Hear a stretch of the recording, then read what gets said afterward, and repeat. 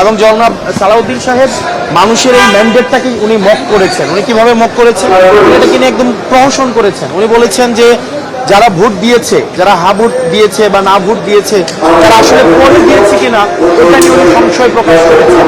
অর্থাৎ উনি বলতে চেয়েছেন যে মানুষের বুঝ নিয়ে, রাজনৈতিক বুঝ নিয়ে উনি হচ্ছে এখানে একটা প্রহসন করেছেন।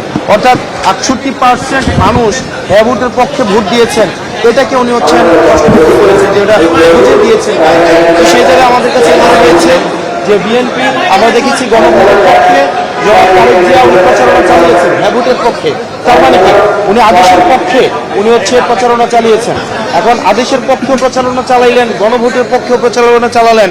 এখন এসে আপনি বলছেন যে কনস্টিটিউশনকে, বিদ্যমান যেটা 72-এর সংবিধানকে আপনি হচ্ছেন রেখে দিয়ে সেটার আলোকে হচ্ছে আপনি হচ্ছেন রিফরমেশন প্রক্রিয়া আগাবেন, যেটা এক ধরনের হচ্ছে জাস্ট এটা হচ্ছে আপনার একটা ডুয়েল একটা স্টেট, এবং হচ্ছে এটা এক ধরনের দ্বিচারিতা, এবং পুরা নির্বাচনের গণভোট নিয়ে সেখানে একটা দ্বিচারিতা করা হয়েছে।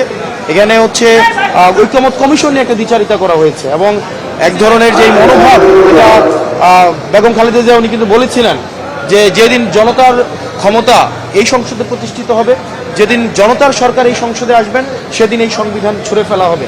আজকে বিএনপির কার্যক্রমের মধ্য দিয়ে এটাই প্রমাণিত হয়েছে। বেগম খালেদা জিয়া যেমনটা বলেছিলেন যে জনতার সরকার যদি এসে এই সংবিধানকে ছুঁড়ে ফেলা হবে, কিন্তু আমরা দেখলাম যে এই সংবিধানের প্রতি যেই আন্তরিকতা, যেই ভালোবাসা, যেমন আমরা দেখেছি আওয়ামী লীগও বলতেন যে সংবিধানের বাইরে কোনো কিছুই হবে না, একই ধরনের ইকো আমরা দেখতে পাচ্ছি। এবং বেগম খালেদা জিয়া যেটা বলেছিলেন যে জনতার সরকার ছুঁড়ে ফেলা হবে, এটা আসলে ছুঁড়ে ফেলার এই কাজটা হয় নাই। তার মানে জনতার সরকার এসছে কিনা এই জিনিসটা এখন আপনারা প্রশ্ন করেন। যাক, ধন্যবাদ আপনাদেরকে।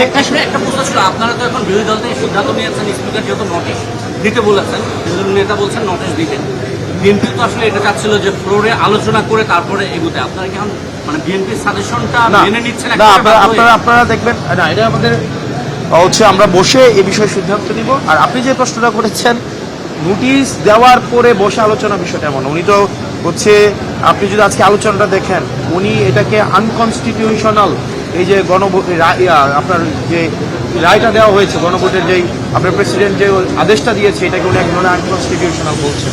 গণভোটকেও তার মানে আনকনস্টিটিউশনাল বলছেন।